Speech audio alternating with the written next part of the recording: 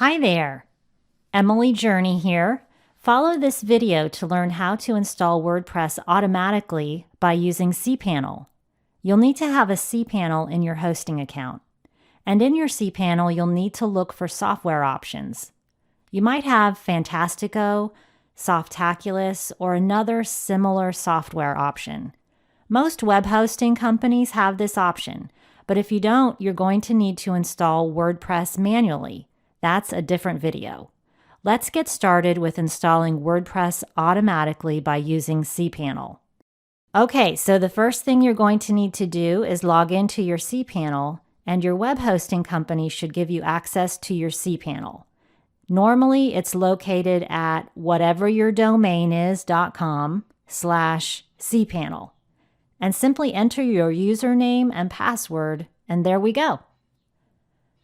So this is the cPanel, and as you can see here, you can scroll all the way down to the bottom of your cPanel, or depending on the layout of your cPanel, look for a blue smiley face that says Fantastico, and click on it.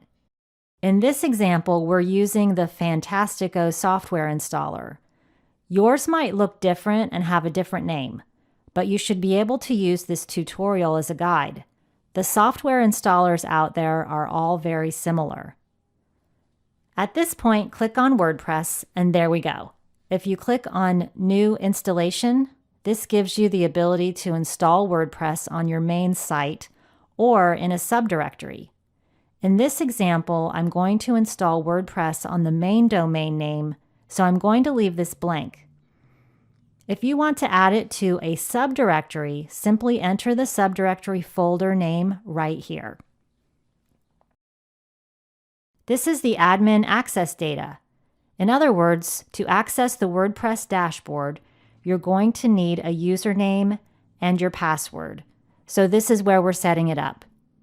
Right here is the admin email.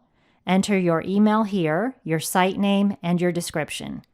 Don't worry about getting this information perfect because you'll be able to change your email and site name and description later. Let's call this Internet Video Tutorials.